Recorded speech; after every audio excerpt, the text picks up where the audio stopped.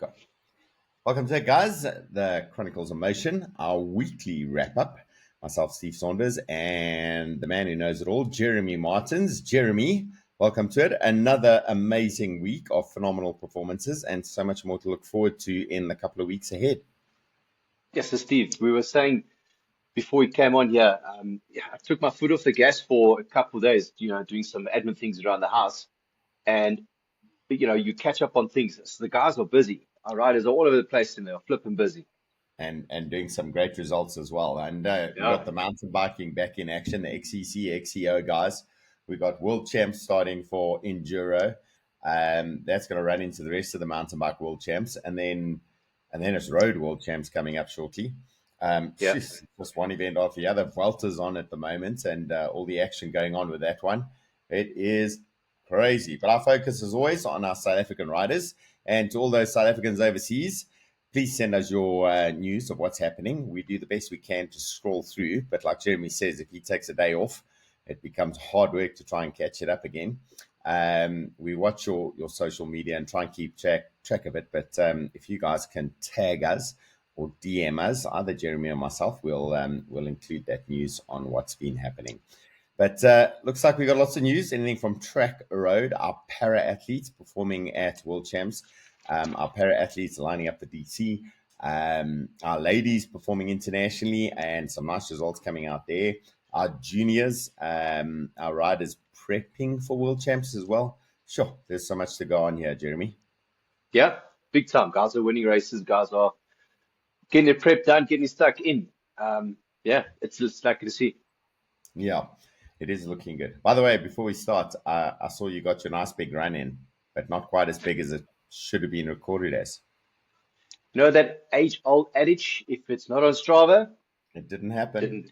So on Saturday, I thought, let me go out and get a lekker run in, 10, 12 Ks, get 10 Ks in. No, let's keep on going further. 12 Ks in, let's keep on going further. And then I got close to home, and then I paused Strava, and I plotted out, okay, if I go that way, there's another 2.5 Ks in. I should get 17, 18 K. I'm happy with that. Then I proceeded to run to do the extra 2.5 K lap. And only to realize when I came back, I forgot to push start when I plotted out the route. So yeah, Strava was just over 15K, but I was 2.5 K short. And that ruined my morning. It ruined it. I was in a bad mood all weekend after that. Yeah, you can't really go back and start recording again because it's not going to be No, it's done. On top of that, it's even harder than it would have been otherwise. So you think, oh, I quit. Yeah, and it's not like I was running with anybody, so you can say tag me when you run, but it was just me. But anyway, it's the chronicles of Strava. Sometimes it's good, sometimes it's not so good, but you're always going to have some kind of an outcome. Yeah, I've done that thinking I'm going out for a 100K bike ride, and I get back and I go, oh, crap, since the coffee shop I didn't start it again, and then you missed like 30 kilometers of the ride. But for me, all that really matters, I get my vitality points, 2 hours a day. That's what I'm looking for. Max my points. Heart rate high enough, speed high enough. I'm happy. Anyway, let's get into it. All our amazing athletes performing. Should we start, Jeremy, with the track guys? I believe US and UK were performing. Yes, so end of last week at the Hern Velodrome, the South London Grand Prix, Tshila Munyai, who's based at the Derby University, where he's studying an engineering degree. He lined up there, and in the sprint qualifiers, he rolled in at 11.3, made it through to the first round of the sprint qualifiers, got through to his heat, and unfortunately the quarterfinals didn't quite make it through. But yeah, 11.3, not a bad time. Going through the first rounds of the knockouts, very, very accurate. He also went on to the Kieran, but unfortunately didn't make it through to the final for that. But he's there, he's racing, mixing it, putting his name up there, as the cliche goes, up in the lights, certainly in the world, know that he's there. Yeah, Tshila's a really cool oak. He's like super clever, super focused, and yes, he's got some power and some capability as well. And if you watch his social media, he is an awesome guy. He's brilliant. I love it. Yeah, well done, Tshila. Yeah, he spent a lot of time in the gym. I remember when he came to the track years ago. I mean, both of us, we have a love for the Olympic lifts, your snatch and your clean and jerk. And we always talk about tech. And you see what that guy did. And talk about Lasher, clean and jerk 267. It's Yeah, it's lekker when you find someone you have a like-minded passion with. He's Yeah, very cool. exactly. And it makes a big difference to that general conditioning, that resilience of the body to handle load. Yeah. It's so important, even for the endurance athletes. Obviously, you don't want to be trying to pick up those big weights if you're not prepared for it. But yeah, roadies, all of it, they should be doing a little bit of gym work in there as part of their program. Yeah, definitely get stronger. Yeah, well done, Tshila. And US? And then we hop straight over to T-Town, Town, our South African multiple national champion, Danielle van Niekerk.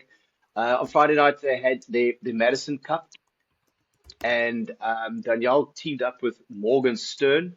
And in the scratch Madison, meaning it's a straight scratch race, no intermediate sprints, they came in at third. And then the Madison, the main event with it's a points race, Madison, they also rolled in at third. So very solid performance. Danielle's consistently in the front end of the race. And then Yeah, something else I picked up here, and we spoke about it the last couple of weeks we've been talking about this. Byrony Botha, South African born rider who may have moved over to New Zealand when she was younger. Commonwealth Games champion, Olympic champion. Yeah, she's also racing there, and her and her partner, they won both of those Madison events. Yeah, with her. So we lost them as South Africans, but she is South African. We'll claim her as it, and taking wins in both those Madison events. Yeah, very, very strong. I mean, we said it last week that the talent is here. It's definitely here. Yeah, absolutely. You just need to nurture it and work with it. I think great things can be done. Nice. Cool. And that's it for the track side. So we've got UK and US, and Tshila Munyai in UK, Danielle van Niekerk doing really well, 2 third places in those Madison events. And then the SA born rider, Byrony Botha, now racing for New Zealand, taking wins in both of those events. Yeah. That is, whew, I see spell check. I've got to be careful as I'm typing here because I write Byrony and it spell checks it to Byron. Same with Tshila, became technical. Hard to spell check that, I don't know. So going across to the road, I've got a bit of news on our para athletes who performed over there at World Champs. 2 big name athletes, Pieter Du Preez, Super Pete, and we had our other man he's been out of the limelight and out of the racing for a little while, but everyone knows his name, Ernst Van Dijk. Ernst getting 6th in his event at World Champs, which, considering he's not been really focused on the high-end, top-end part of the sport, is absolutely incredible. I think he's closing in on 50 years old as well, and the man can perform. 6 for him. Pieter Du Preez, disappointed in himself because he only ended up with I think he got a silver. He got a 2nd place. But I was looking at his social media post, and take a guess at how many World Championships medals he has accumulated up till now. I'll tell you, it's more than 5. It's less than 18. How many? That's an incredible number. But do you want to guess? 13. Go up by 1. 15. Minus 1 is 16. 16 World Championship medals. That man has been absolutely insane. And, he's got the health issues he deals with. And I find this interesting watching the para-athletes. Para-athletes always amaze me because they go out to do an event with every excuse not to have to do it. But they look for every excuse and reason to go and do it. And he was saying that he struggled with parts of the course because his eyesight is degenerating as well. So he has to recon properly, knowing what he's dealing with and realizing that these oaks are flying. I mean, his hand cycle, so he's almost in a prone position on that bike. He makes that thing move, and he ends up with 2nd in the world, 2nd fastest in the world, an absolutely incredible performance. To both of them, they've been mind-blowing. I think we're having a chat the other day, and it looks like I'm going to be able to get Peter onto one of our shows at some stage, along with Mike Tippett from the Paracycling Commission. And I do love the work those guys bring out. It was actually interesting. So you see I'm wearing my Baldwin Sport hat because I was out at a trail run at at Taba Trails on the weekend. And one of the young ladies who works for Borwin, she was there, Erin Lazarus. I'd not met her before, but I went to check her out on her social media. And she's also an amputee, below knee amputee, runs all the marathons. She was there working the event. So she's there as part of the staff, helping out with everything, helping with registration, smiling at people, encouraging people. And then she heads out, and Taba Trails is nothing. There's nothing easy at Taba Trails. It's technical and hard. And she goes out and does the 5K trail run as well. I mean, it's just, I love it. I love it. These para-athletes are inspiration of note. So anyway, going back, Ernst Van Dijk, sixth place for him, and Pieter Du Preez, second place for him. Phenomenal performances. I'm sure we're going to see a couple more years of them racking up more and more medals, but amazing to see 16 World Championship medals is the tally that he's built up over time. And I'm sure there's a couple more that are going to be bagged as he goes along as well. Just one extra bit on the para-athletes. There is the team announced now for the double century. It's going to be the first ever team that's going to take on double century. And they are 100% para-athlete teams. So it's not like they've got one or two para-athletes in there. They're all coming forward. They're all going to be taking on the event and going to be smashing their way around there. And looking at some of those riders, like I'm going out riding tomorrow morning with Oswald Kidd. Oswald is one leg that pedals, one leg isn't there. He's amazing. He beat me up about a month ago on one of the rides. And then he decided he's going to ride his gravel bike with me. So he rides gravel bike. I'm on a road bike. We still average 28 Ks an hour. I think he's going to pump his tires a little bit harder because he said he had to work quite hard.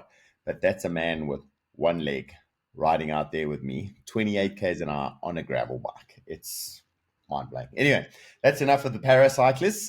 Well done to all of them. And we will be doing a little bit of a story about all of those guys. I think we're going to start building a channel separately for those paracyclists because they're absolutely inspiring, that's for sure. Jezza, now that I've got on raving about them, let's go raving about our ladies internationally because there's some good results happening out there as well. Yeah, quite a busy weekend for the ladies. Let's start off here. The top of the list, Ashleigh Moolman-Pasio. She raced on Saturday at the Classic Lorient Aglio Maritain. That's GP Pouet. Women World Tour Category 1 race. Best of the best, the who's who, they are there. And she ran in 13th place. Very, very, very good result for her. And I think she will be building up towards world champs. I think a circuit like that, we touched on last week, and we're probably going to be touching on it in the weeks to come. She's got I would suggest a very good chance of getting within the top 10 at Worlds, given that circuit, the type of rider she is. Going to get 13th at Plouay, and was wet. The conditions were very wet and windy, and yeah, she's holding a very credible 13th place.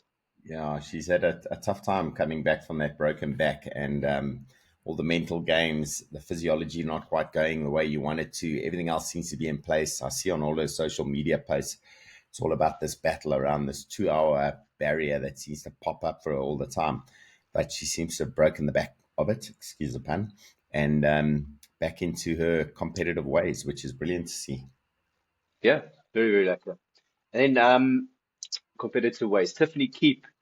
She's back home in England. She raced another race yesterday at the Wentworth Woodhouse Grand Prix, part of the British National Road Series, and she rolled in 6th place there, and that's put her on as third overall in the British National Road Series.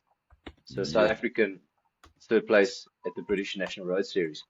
Yeah, very, very good. Awesome. I saw she had a bottle of champagne she was celebrating with. You must. Nice. Yeah, you have to huck 8 every now and then. A little, but I'm sure it would have been a glass or two, not the full bottle. Yeah, just a sip. Yeah. Then this interesting one, Sonara Grove, our current elite women road race champion, she hopped onto the gravel bike this weekend in Belgium. The UCI Gravel World Series, the Hofer Gravel, she rolled in 10th place there. So very ambidextrous rider. Put her on the track, she's going to win national titles. Put her on the road, she's current road race champion. Put her on the gravel bike, she finishes 10th at the Gravel World Series. She's really good. Yeah, looking at her mindset now, she takes things on. I think an environment like gravel would 100% suit her. She's a tough lady. She likes a challenge. She likes it when the racing is hard. So the harder it is for everyone, the better it is for her.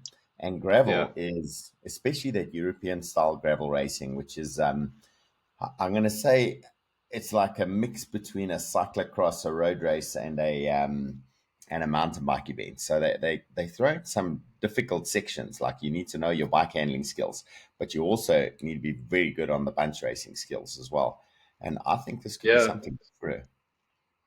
Well, if you look at what some of the riders are doing and earning in the US in the Life Series, Yeah, could be a maybe good something future, that be career move. maybe something could be something that she looked at. So Sonora, if you are listening, maybe Yeah, hook up with Haley Preen and try and get some information from her, because Haley, she races that in the Life Series and she's doing very well there. yeah, go and smash it out there. Yo, that'll be amazing.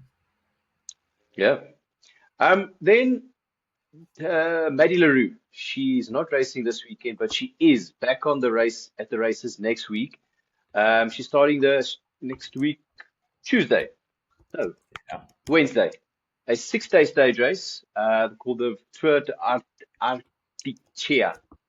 Probably getting the pronunciation wrong, but yeah, a 6-day stage race. Yeah, that's definitely going to test you. And I think, given her recent past out of action for a while, she's itching to race. And I think opportunities like this would be good for her. Preparation for world champs and building into that. So she's probably going to want to race as much as she can, building into Kigali. yeah. No, it's going to be good. I think she's another one that, it's sometimes for these riders, you don't want to say it, but the break that's forced Yeah. works out really well, and they come back so much hungrier, fresher in the brain, ready to suffer and to hurt, and they take the race by the scruff of the neck, and they get some great results. Yeah. Her first like she can, get a good result in Mm. the coming weeks and months. Right, then we go on to our elite racing men, top of the pile here. Louis Meintjes is currently racing the Vuelta. After yesterday's stage, he's up to 22nd on GC. So Yeah. I think Louis, as the race gets on, he's going to start coming more and more into his own, especially when the road starts going up. He was 18th at the Giro this year, 18th at the Criterium du Dauphiné, and he is poised for potentially another top 20 in another Grand Tour. Louis, he was another one of those guys. He doesn't make a big hoo-ha and go mull, and everyone knows everything that he does. He just quietly goes on, get his business done. I mean, there all the people that ride bicycles, race bicycles around the world, they probably give a left kidney just to get a top 20 in one Grand Tour. In one Yes. Grand Tour, he's done it Or get multiple a times. ride in a Grand Tour, never mind a top Well, 20. oh, there you go. Yeah. So yeah, he's poised to do Louis Meintjes things, and every time I say it, but I think he's also going to be going on that stage hunt vibe as the race starts to progress. Yeah, and he does get better and better as the other riders get more and more tired. So, Yeah. yeah, let's hope he does manage to pull off some results that put him back into the spotlight at the top end there. Then we go over here or back to Northern France, where in Plouay. So Ryan Gibbons, he lined up for the Brittany Classic, also out in Plouay over the weekend. 260 Ks, Yo. 261 kilometers. Yes, that's flipping. That's a long way. Um, yeah, fortunately, at a DNF, obviously, Ryan team roles to fulfill. But yeah, good to see Ryan back in the races and the mix of things again. Yeah, he has announced his retirement, so he's going to be bringing it to an end at the end of the season, and then yeah, we're going to be seeing him back in SA, I assume. I know he may be thinking he's had enough of his racing time, but we know that the guys all come back to riding a bike in South Africa at some point. So looking forward to seeing him back here. Yeah, we'll see how things work out for him and Ryan be maybe stepping away from the elite level of racing, the top end, but maybe he'll still be involved in cycling in some way or another. Yeah, we've got to keep him in there. He's got so much to share with the guys, so much for the guys to learn from him, especially the youngsters, those juniors under 23s. Can you imagine if they could just get a little bit of insight from a man like Ryan Gibbons with all the experience he's got? That'll be amazing. Yeah, very, very good. Then we go hopping over to Turkey. Our man Stefan de Bod, he raced the Route to Salvation. That race finished yesterday, and he rolled in third place on GC. His teammate taking the win. But yeah, nice to see Steph at the front end of the race and winning things. Very, very lucky. Yeah, that is phenomenal. I see he's like that confidence that he's built up since the start of the season. He came in hungry, he wanted to get things right, a little bit of frustration, but now he seems to be in place. He seems to have got that team sorted out. And you've been mentioning there may be opportunities for him. Maybe the teams are starting to look at him again back in the sort of World Tour rankings area. With these types of performances, I'm sure they're taking note. Yeah, good rider, proven rider. I think, yeah, just last year got caught up in the washing machine of pro cycling, and yeah, just forced him to, I don't say take a step back, take a step laterally, and look at things differently, and try and reassess your course of your professional cycling career. Yeah, very important. Got to keep your mind stable. You've got to be very stoic with a sport like cycling. There is only ever one winner in a race. I mean, 300 starters or whatever it is on the line. There's only ever going to be one winner. But that winner needs a whole team behind them, and you've got to figure out what those roles are that you're playing within that environment. And if you can be of use and you can find your slot in those teams, works well for you. Ryan Gibbons, point in case. Louis Mankey's GC leader type role. He's played that nicely, but he needs those big mountains to make it work for him. Stefan de Bod figuring his way around in the rouleur type environment. So the hard racing, the hilly, the competitive race series, those types of things, and a bit more on the leadership side as well. So I think he's learned a lot, and he's going to have a lot to hand back into other teams wherever he ends up. Yeah, no, for sure. Then we're going to hop over to Portugal. Our man Byron Munson, hot off a third place overall finish at the Tour of Portugal, Volta Portugal. He is currently racing also a 7-day stage race called the GP Jornal de Notias. That race started on Saturday, and after stage 2, he is currently sitting on 26 on GC, but 39 seconds off the lead. So 26, I don't think he'll be looking at it now as where is he sitting on GC. He'll be looking at it more of a case of how far am I off the lead? And when the road does start going uphill, if he can keep his form and carry his form that he had in the Tour of Portugal, yeah, he's going to be definitely moving up, hopefully getting stage wins and being right up there on the GC. Yeah, I think he's definitely a danger man. At 39 seconds, that's nothing in a 7-day tour. So right up there in the running, definitely. Well done, Byron. Yeah, keep at it. Then we hop over to France. PG Krauser, he lined up for the Tour de l'Avenir. Some say the amateur, not the baby Tour of France. That finished on the weekend. PG rolling in pretty much mid-pack for the overall race. And I think a few lessons learned there. I'm sure that he will take what he's learned there and then apply it further to the rest of the season. Yeah, no, he's been good, consistent the whole year long, always in the mix. And it just needs one of those big opportunities to present themselves. He's going to take it. Yeah, definitely. Then we can stay in France at the GP de la Somme. That happened yesterday in France. Also, another flipping long 196 Ks. That's not a little 100K race like I have in South Africa there. But I noticed this morning. Blake rolling in at 19th place, but literally right on his ankles in 20th place was Kieran Gorge. So 2 South Africans within the top 20 at the GP de la Somme. 20th. Yeah.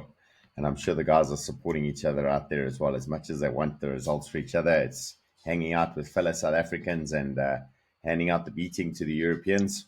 Well done, Kieran. Well done, Blaine. You guys are legends. Yeah, and I like both of these guys. But they've both been on a very good roll of late, racking up some solid performances and also a couple of solid results. Yeah. Yeah, Kieran has been riding for a team based in Portugal, and Blaine, as you know, is riding for a team in France. So hopefully, Yeah. with these results and performances they've been getting of late, hopefully they can move up in the professional ranks and get themselves a contract at a fully fledged professional team. Yeah, and they deserve it as well. They'll be amazing teammates for the rest of the team as well as potential race winners as well. Yeah. Right, then we're going to head east to the Tour of Shanghai. Now that starts on the 5th, which is on Friday. It goes from the 5th to the 7th, and we have 3 South Africans lining up for that race. First up, we have Callum Ormiston from the Team Hurricanes from China. Then we have Willie Smith from Team China Anta Mentec. And then we have the current Cape Town Cycle Tour champion, Tyler Lange. He's got a stagiaire role with Team China and Anta Mentec. So this will be his first race of his stagiaire profile. Yeah, I'm really keen to see how this works out, and I hope that Tyler can perform well and get himself a ride on a team that's kind of races in Asia as well as in Europe. And I think that type of setup could suit Tyler quite well. Tyler's a fast rider. He's won a couple of local races in South Africa this year. Yeah, it's glad to see that he's got a break, and hopefully he can capitalize on this. Yeah, and we've said before how the racing on the east side of the world is definitely hotting up. It's getting bigger and bigger, more and more professional.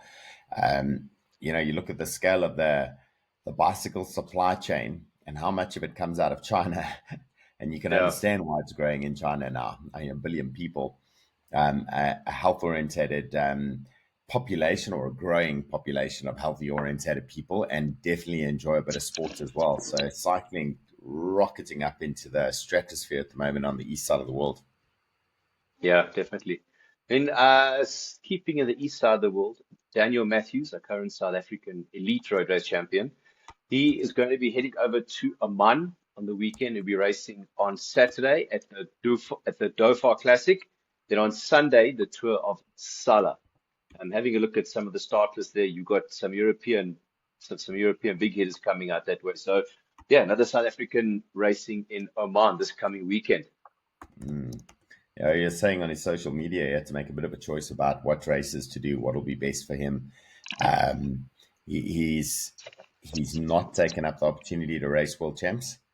Just looking at the limited budgets and the amount of travel required, and rather focus on staying Middle East side of the world and getting as much race experience as possible.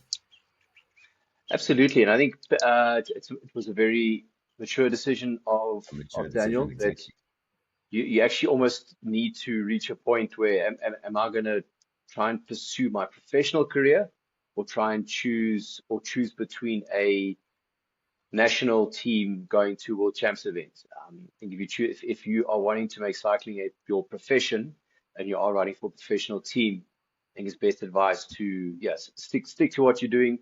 World Champs and all these things can always come at a later date, but if you're racing as a professional, keep your professional ambitions relevant. Yeah, and again, it's almost that stoic thing. Don't get distracted by the ego. Stick with what's going to do you best, and it's pretty obvious most of the time what's going to be best for you. World champs always going to be a big ask for any athlete, and when you're up against the best in the world who have got a whole country with paid athletes supporting them, what does a country like South Africa have as a chance is it is limited, hey? It is limited. Yeah, definitely very limited. Yeah. Right, now we're going to jump back to Poland. Not 100% in Europe, but in there. Emil van Niekerk last week was a very, very good run. At the Tour of Bitwa Warzaska, in stage 4, he ran third. And then a few days later, the Tour of Kirpi, stage 1, he also rolled in third. So yeah, Emil Fast guy, the current South African elite criterium champion, proving that he's got the legs when it comes down to a bunch sprints. 2 third places last week for him. Very good. Yes, he's another one of those with that consistent capability, always up there, Emil Van Dijk. Yeah, very, very, very strong rider and fast finisher. Yeah. Fast finisher. Then I think you said Warren Moolman also was heading that side. Yep. Yeah, Emil and Warren, they're there together, ready for the Maida Pro Cycling Team, a continental team from Algeria. So, yeah, so those two are like this. They're doing all the races together. So another South African, Warren Moolman, doing the same races with Emil. Brilliant. Well done, Warren. Well done, Emil. Then also another rider, I dare say it, our well-established French pro, who is a South African, with the name of Mornay van Niekerk. No, another Van Niekerk. No. Yeah, Mornay van Niekerk. That is pretty much as Afrikaans as you're going to get. But yeah, he raced last week the Tour of Poitou in France. Yeah, see Mornay doing Mornay things. It's very solid performance. Finished mid-pack in the GC. They were helping the team to attain very good results. Black on Mornay. Team results. Well done, Mornay. Cool. Next up. Now we're going to go over to our junior riders. Some good stuff happening with them. Yeah. I shared something on Saturday night, and then yesterday I picked up. Portugal's been very happy hunting ground for South Africans in the last couple of weeks. Our man Byron Munson rolling in 3rd place overall there on GC. But then over last week, it was the Tour of Portugal, the junior men's version. And yeah, Carter Barnes, very, very, very good results. He managed to come in 2nd place overall at the Volta Portugal Junior Edition. Very, very, very good. And he wore the leader's jersey for a day as well, which is brilliant. Yeah. Going into the last stage, he had the leader's yellow jersey. Yeah, he's that type of result. He's a hard worker. He's consistent. He keeps his head steady over it.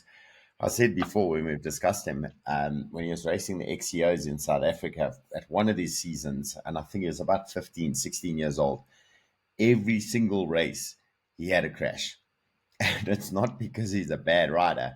It just his luck wasn't going his way. And every time he'd arrive, we'd go, oh, here's Carter Barnes again. Carter, crashing today or not?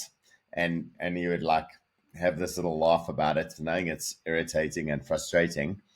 But he kept his head so steady. He's got this ability to deal with the blows that come your way and still keep on working at it. And that's what's getting him these results out there in Europe. And just, I think this guy is one of those guys. We're going to see the slow, steady progression. And I say slow and steady, and he's 2nd overall in one of the biggest tours that juniors can ever do.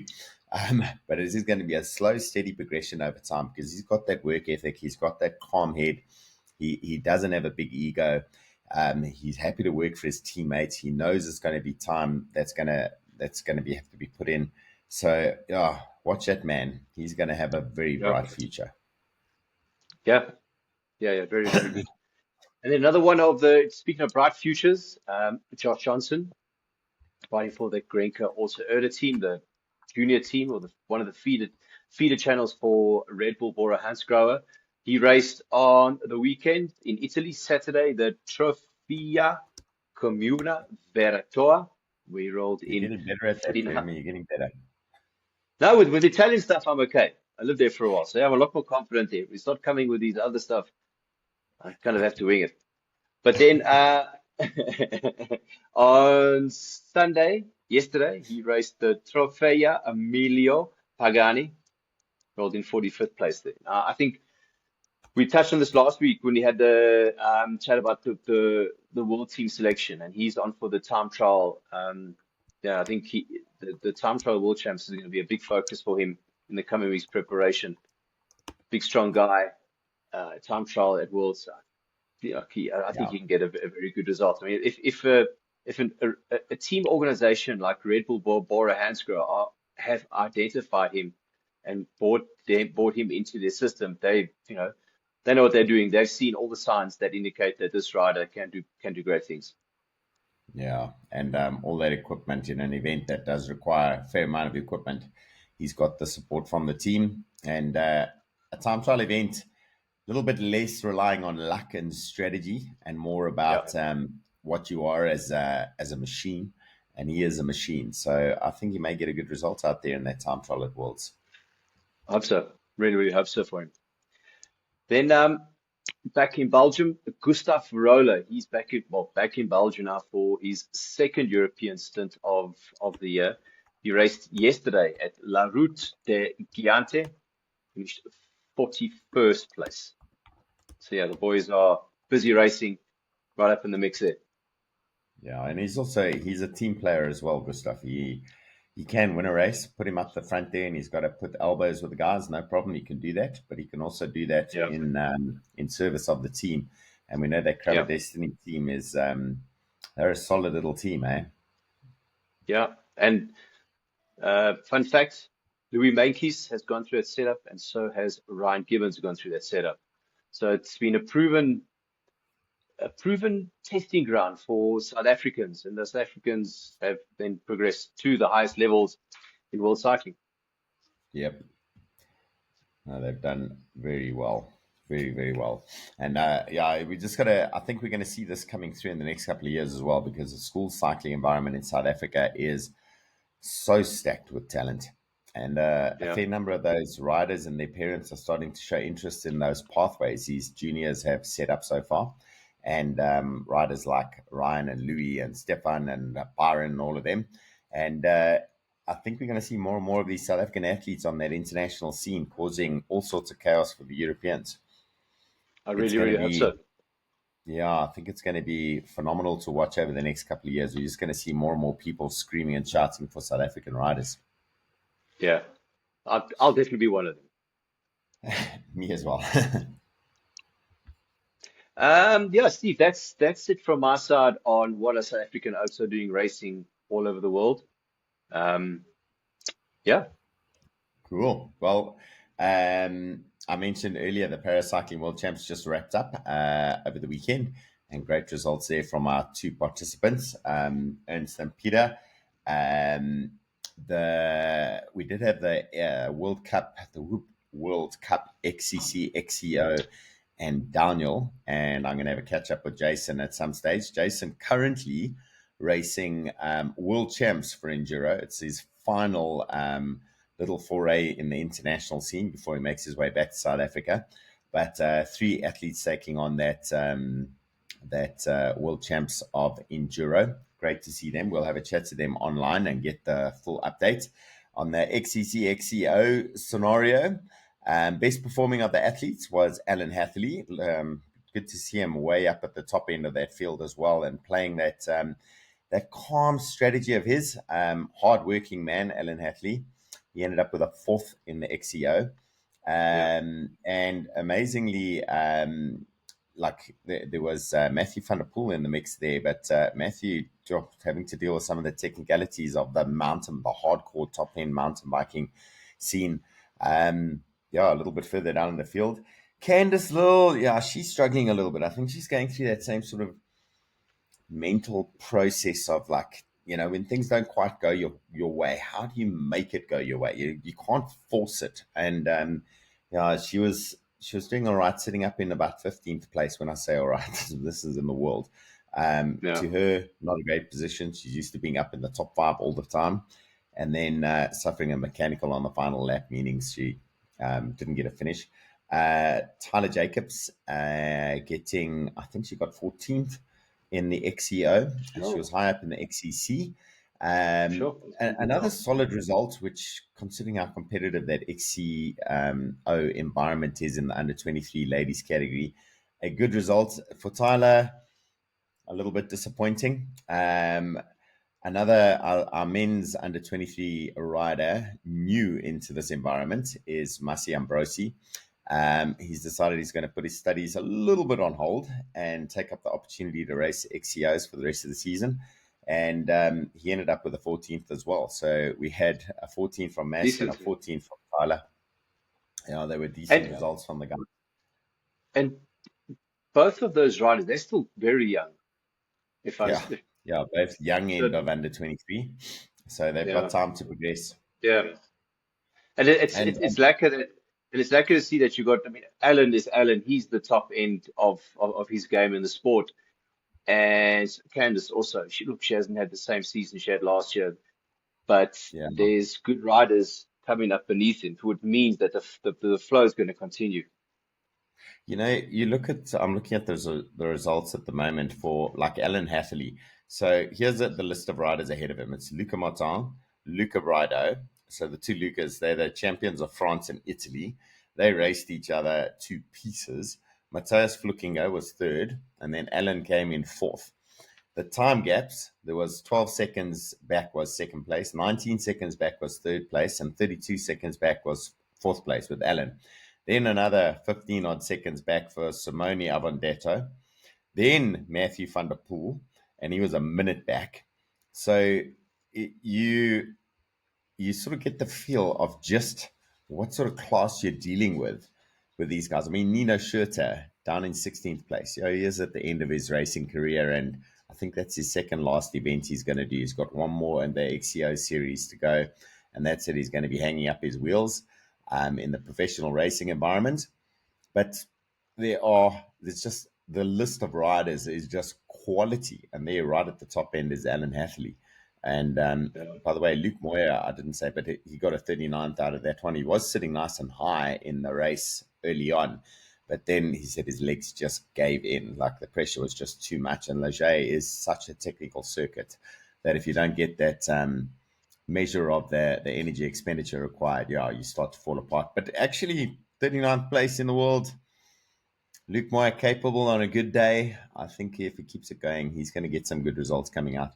There's still, when I go down the list, and I'm trying to get to the bottom of the list of finishers for the day, 90th was the final finisher. And, we got a rider in 45th and a rider in a 4th. South Africa doing pretty well there, I would say. On the ladies' side, like I said, it wasn't working out that well for Candice Lill. And, she said a catastrophic technical issue on the final lap, but she wasn't sitting as high up as she usually does, and it just wasn't able to fire out it the way she normally does. But I'm sure she's going to come back and throw a few punches at the rest of the ladies at a later time. Yeah, 29. There we go. 29th she got at the end of the day. 29th out of a field of 63 of the world's best XCO riders. Absolutely amazing. Yeah. Anyway, that's it from my side, Jezza. Events that are coming up. The Vuelta running at the moment on the road. The World Cup, the next in the World Cup is at where is it? I've got the scheduling here. Lenzerheide, 18th of September. And then there's UCI Mountain Bike World Cup in America, October 3rd. There's also World Champs happening at the moment for mountain biking. It's Enduro guys on right now. And then World Road Race Champs, 21 to 28 September in Kigali. So much action happening at the moment. It's crazy. It's going to come thick and fast now. Anyway, Jezza, I think that wraps it up for us for today. Thank you very much for all your insights, as usual. Amazing to chat to you, and all the info you managed to pull together on all these riders. High five again. Well done. Sweet. And to all the riders out there, please, guys, give us a little tag or let us know what's going on. Easiest way for you, I think, on social media is to tag someone like Jeremy or myself or both of us, and we all go and share your news out there as best we can. You guys are doing a great job. And remember to give each other a pat on the back if you see each other out there on the international circuit. Let the other guys know you're organizing a braai and have a bit of a social out there. Jeremy, we'll see you out there for a run at some stage, maybe a bike ride. And to the rest of you guys, get out there and ride your bikes. Have a good one. Thanks very much. Cheers. Bye.